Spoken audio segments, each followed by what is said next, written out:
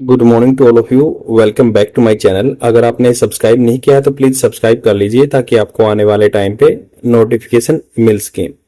जैसा कि आपको पता है, मैं डेली द हिंदू न्यूज़पेपर से एक आर्टिकल लेके आता हूं जो कि एग्जाम पर्सपेक्टिव से बहुत ही बेनिफिशियल रहता है। न्यूज़पेपर की पीडीएफ चाहिए तो विजिट कर सकते हैं टेलीग्राम चैनल पे। The UPSC forum Telegram channel का नाम है। यहाँ पे आपको इंडियन एक्सप्रेस और द हिंदू न्यूज़पेपर की पीडीएफ फ्री में प्रोवाइड करा दी जाती है। तो स्टार्ट करते हैं। इस आर्टिकल को देखेंगे क्या बात कर रहा है। ये वन नेशन वन इलेक्शन के कंसेप्ट पे बात कर रहा है। इसमें राइटर क्रिटिसाइज कर रहा है कि जो ये अभी प्रपोजल रोल ऑन हुआ, रोल ऑन स्टार्ट हो गया। ये स्टार्ट हो गया क्योंकि जो रिकमेंडेशन दी थी ना, कोविंद, जो अपने रामनाथ कोविंद जो पहले प्रेसिडेंट थे, उनकी मतलब निरीक्षण में एक कमेटी गठन किया गया था जिसमें बात की गई थी कि आगे आने वाले टाइम पे ये वन नेशन वन इलेक्शन का कंसेप्ट इंप्लीमेंट हो सकता है या नहीं हो सकता। उन्होंने अभी अपना हरी झंडी दिखा दी है, ग्रीन फ्लैग दिखा दिया है। मतलब उन्होंने बोल दिया है कि हाँ ऐसा हो सकता है एंड ये वायबल सॉल्यूशन होगा। उन्होंने लगभग ऐसे बोला कि 18 अमेंडमेंट करने पड़ेंगे कॉन्स्टिट्यूशन में, संविधान में लगभग 18 अमेंडमेंट करने होंगे। तो इसके लिए क्या क्या प्रपोजल है, क्या क्या करना होगा और क्या ये फायदेमंद है, नुकसान है, तो इसके बारे में जानेंगे। ये मेंस आंसर राइटिंग के लिए बेनिफिशियल रह सकता है। तो चलते हैं। देखो इसमें बात की गई है रॉन्ग नोशन। नोशन होता है धारणा, कोई भी सोच समझ किसी की परसेप्शन। तो रॉन्ग नोशन गलत धारणा। द आइडिया ऑफ, जो तरीका है, simultaneous election is inherently anti federal. Anti मतलब फेडरल होता है संघवाद का झाटा, संघात्मक या संघवाद बोलते हैं। जैसे कि मतलब स्टेट की अपनी पावर हो, सेंटर की अपनी पावर हो, इंडिविजुअल है अपने अपने डोमेन में काम करे, अपने अपने एरिया में काम करे। तो ये बात कर रहे हैं कि आइडिया जो प्लान है ना, साइमल्टेनियस होता है इकट्ठा। इलेक्शन इज इनहेरेंटली, इनहेरेंटली मतलब इसमें इनेट, इसके जन्मजात से या इसकी चीज में ही गलती है, ये इनहेरेंटली इसमें पूरी ये गलती है। Anti federal. Not with standing, not with standing synonyms होता है डिस्पाइट का, के बावजूद। notwithstanding the opposition from political parties। तो ये कह रहे हैं कि डिस्पाइट मतलब ये अपोजिशन हो रहा है पॉलिटिकल पार्टीज से, जो अपोजिशन में है उनसे अपोजिशन हो रहा है, बट उसके बावजूद भी मैनी इन सिविल सोसाइटी, बहुत सारे सिविल सोसाइटी में, to the idea of simultaneous election, civil society भी इस चीज का अपोजिशन कर रही है। The union government has decided, तो उन इन चीज के बीच में या अमिड या केओस के बीच में union government has decided to accept the recommendation of high level committee.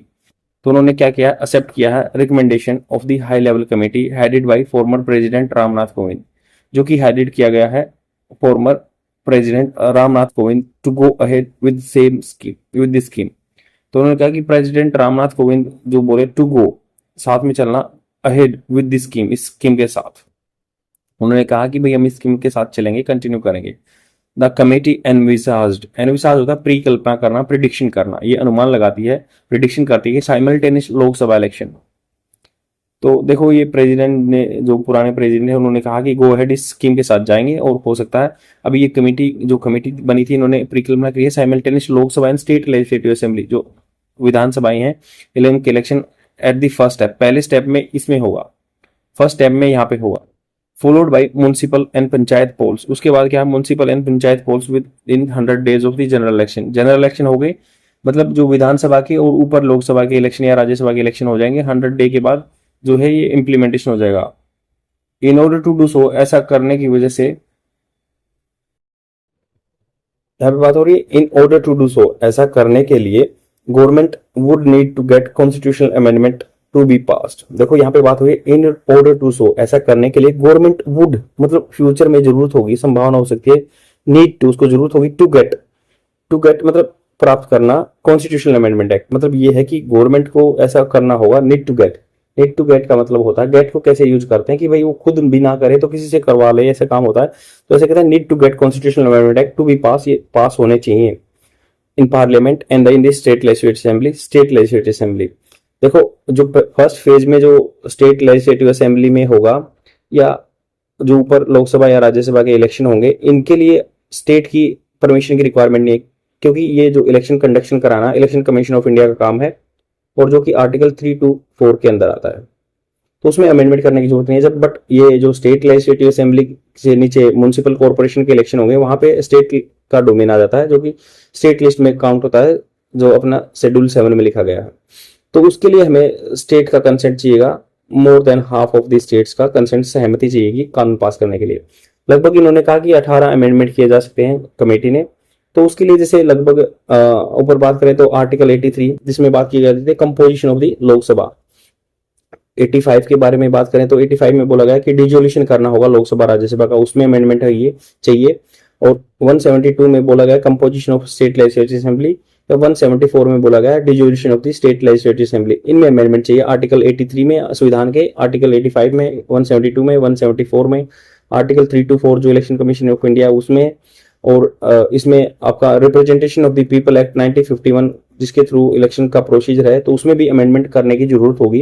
ये प्रोविजन है कि गवर्नमेंट को करना होगा, बट ये फर्स्ट फेज में जरूरत नहीं है स्टेट की असेंट की, सहमति की, बट आधे से ज्यादा स्टेट की सहमति चाहिए, तो वो सेकंड फेज वाले के लिए जब म्युनिसिपल कॉर्पोरेशन का अमेंडमेंट करना होगा। अब ये बोल रहे हैं कि 2 की रीजन है हैव बीन एनविंस्ड होता है, उभर के आए हैं for the proposal. First the cost of the conducting, ये बोला कि भाई पहले तो इन्होंने ये बोला कि जो cost of conducting this election would be significantly reduce.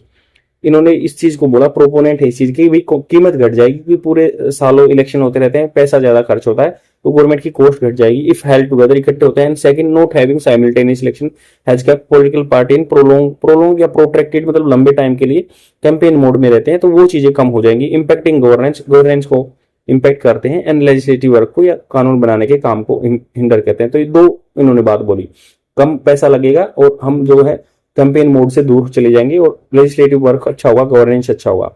There has been little to no empirical data, little to मतलब बिल्कुल ना तो है ही नहीं, या है तो एम्पेरिकल को प्रैक्टिकल डाटा नहीं है to support this first reason. जो पहला रीजन है कि भाई ये कॉस्ट कम करेगा, इसका कोई एम्पेरिकल डाटा नहीं है, प्रैक्टिकल डाटा नहीं है। Already general election take no and inordinately तो आप बिल्कुल बहुत ज्यादा लंबा टाइम लेते हैं, with some state polls being held in phases, कुछ के स्टेट्स के इलेक्शन होते हैं फेजेस में होते हैं, भागों में होते हैं कि इस दिन हो जाएगा, इस दिन। Simultaneous election could prolong this process, simultaneous election से फिर क्या होगा, ये लंबा प्रोसेस हो जाएगा, मतलब फेज में होते हैं ना कि भाई आज हो गया, 1 तारीख को हो गया, 5 को होगा, तो इससे क्या पूरे ये फेज बढ़ जाएंगे, मतलब वो पूरा लंबा चलेगा, उससे खर्चा कम नहीं होगा, ये बोल रहे हैं। वन ऑफ द कमेटी, एक कमेटी ने रिकमेंडेशन इज दैट, एक जो रिकमेंडेशन है कमेटी की, स्टेट असेंबली गेट्स डिसॉल्व, मतलब स्टेट असेंबली डिसॉल्व हो जाती है, जो आर्टिकल 174 में है, डिसोल्यूशन हो जाता है बिफोर द 5 ईयर, 5 साल से पहले, इट्स टर्म इसकी आफ्टर द अपॉइंटमेंट डेट से पहले 5 साल जो लिमिट रहती है उससे पहले हो जाती है। तो date for synchronisation Lok Sabha and assembly election, fresh mid term election will be held, but the new assembly will not have a 5 year tenure. तो ये बोला कि जब मान लो लोकसभा राज्यसभा का इलेक्शन हो जाएगा, ऊपर तो गवर्नमेंट स्टेबल है, मान लो स्टेट में गवर्नमेंट डिस्टर्ब हो गई, मेजोरिटी चलेगी, तो उसके लिए फिर दोबारा से मिड टर्म इलेक्शन होंगे, ये करना होगा, जो बाई इलेक्शन बोलते हैं। It is tenure will end 5 year from the appointment date, तो ये टेन्योर जो इसका काल है जो will end 5 year from the appointment date से होगा। दिस प्रोविजन मिलिटेट होता है उकसाना अगेंस्ट द ओरिजिनल आइडिया, जो original idea of the cost cutting through the simultaneous election. It is also anti federal भी है, ये संघवाद के खिलाफ है। इन्हें multi tiered governance system, multi tired है ना कि सेंट्रल पे होता है, स्टेट्स में होता है, लोकल बॉडीज में होता है, तो people choose their representative based on their perception, उनकी जो एक भावना होती है ना, परसेप्शन धारणा होती है, of who is best suited, जो इस रोल के लिए परफेक्ट है। द पावर बीइंग डिमार्केटेड, जो डिमार्केटेड बिल्कुल लाइन खींच दी जाती है for different levels of government, power भी शक्तियां भी अलग अलग डिमार्केशन है, different level of government allows for distinct roles for each representative and suggest varied voters choices that could be based on the party affiliation. तो ये कह रहे हैं कि जब ये रिप्रेजेंटेटिव होते हैं, लोकल पे किसी और की रिक्वायरमेंट होती है, वेल सूटेड आदमी को सिलेक्ट करते हैं, ये वेरी अलग अलग तरह के वोटर चॉइसेस रहती है, that could be based on the party affiliation, किस पार्टी से वो बिलोंग करता है, कैंडिडेट की स्ट्रेंथ कितनी है, या आइडियोलॉजिकल पोजीशन कैसी है, या सोशो इकोनॉमिक का सामाजिक आर्थिक रीजन कैसे हैं, दैट आर कॉन्स्टिट्यूएंसी स्पेसिफिक, किसी पर्टिकुलर कॉन्स्टिट्यूएंसी में स्पेसिफिक रहता है।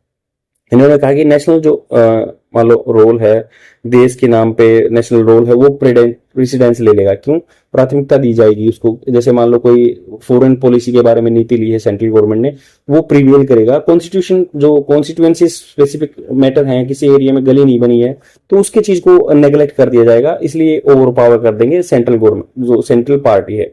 ईच टीयर जो हर सतर है हैज इट्स एक्सक्लूसिव इंपोर्टेंस, उसकी बिल्कुल अपनी तरह से अलग से इंपोर्टेंस होती है। सो डज रिलेटेड इलेक्शन, तो उसी तरह से इलेक्शन होता है।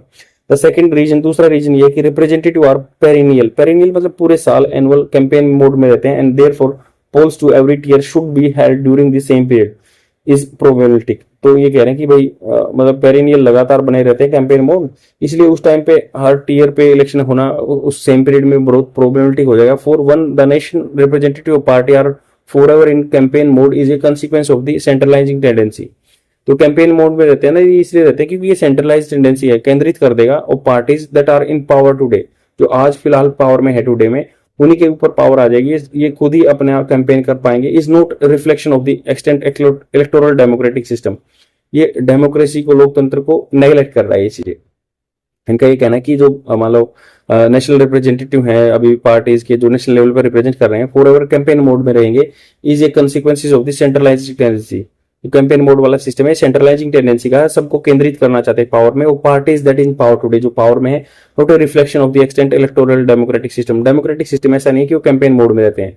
सेकंड, सबस्यूमिंग मल्टी टीयर इलेक्शन, और जो अलग अलग तरह के अलग अलग लेवल पे टीयर पे इलेक्शन रहते हैं, इनटू साइमल्टेनियस मोड हैज, इकट्ठे करेंगे तो has the potential to reduce the importance of each tier. हर लेवल की जो इलेक्शन का कैंपेन की इंपोर्टेंस खत्म हो जाएगी, स्पेशली दी असेंबली में या म्युनिसिपल पंचायत लेवल में, इज एंटी फेडरल, ये संघवाद के ढांचे के खिलाफ होगी। Lastly, to effect this proposal, जो प्रपोजल है, the tenure of the quite a few state governments will have to cut short, उनका टेन्योर भी कम करना होगा।